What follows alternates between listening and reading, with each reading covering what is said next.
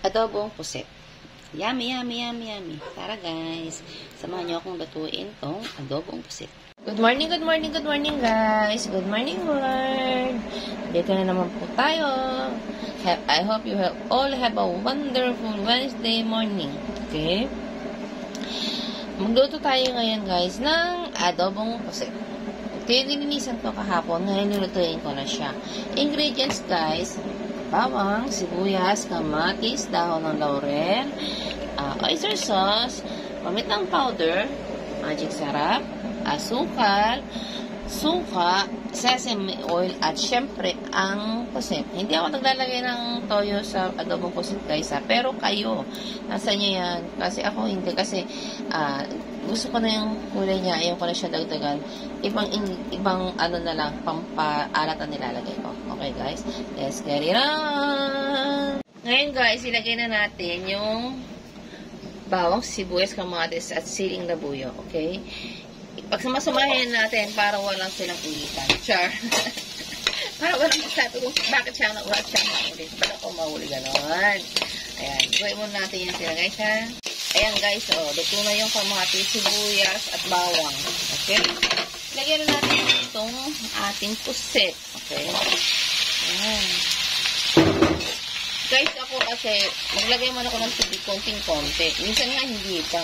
Kasi nagtutubig ang pusit guys, okay? Kaya, dahan-dahan na kayo sa paglagay ng water. Maglagay na tayo guys sa mga pampalasa. Magic sarap. Pamintang powder. Yes. Oyster sauce. My favorite oyster sauce. And dahon ng laurel. A little bit of sugar.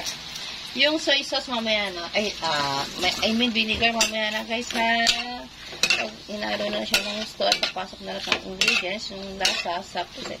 Saka na tayo maglagay ng suka kasi nga guys, hindi tayo pwede maghalo kung nilagay na natin suka. Kasi aasin guys, maniwala kayo. Okay guys, iwanan mo natin ganyan. Ayan guys, haluin na natin. Tapos, maglagay na tayo ng vinegar. O, diba guys, so tingnan nyo, hindi pa nga ako naglalagay ng water, ma-water na siya. Kaya hindi talaga ako naglalagay ng water. So, a little bit of vinegar. Okay? Okay. Okay. Okay na yan guys. O, saka mamaya natin haluin guys ha. O, ayan na guys. Maluluto na ang adobong pusit. Mag-taste test tayo guys. Taste test. Ang sarap na. Promise.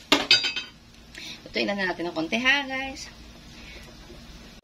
Pero maglagay muna tayo ng konting sesame ulit. Sarap niyan guys. Promise.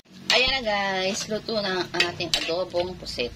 Ang pusit guys, huwag yung tatagalan na lutuin. Lalo na yung pusit na yung maliliit. Kasi ano yun, pag niluto mo guys at tinagalan mo, promise wala ka na makikita. Hahanapin mo talaga, nasaan na ba yung pusit na niluto ko? Diba? Unlike pusit lumot guys, hindi talaga siya ganong lumiliit. Naka-steady lang talaga. Yun yung mga nilalagyan ng mga palaman sa loob na stuff, yung mga ganon. Ayan, ayan guys, ito na siya. Have a wonderful Wednesday morning to all of us. God bless us all. God bless us all, guys. Stay safe always. Love, love, love.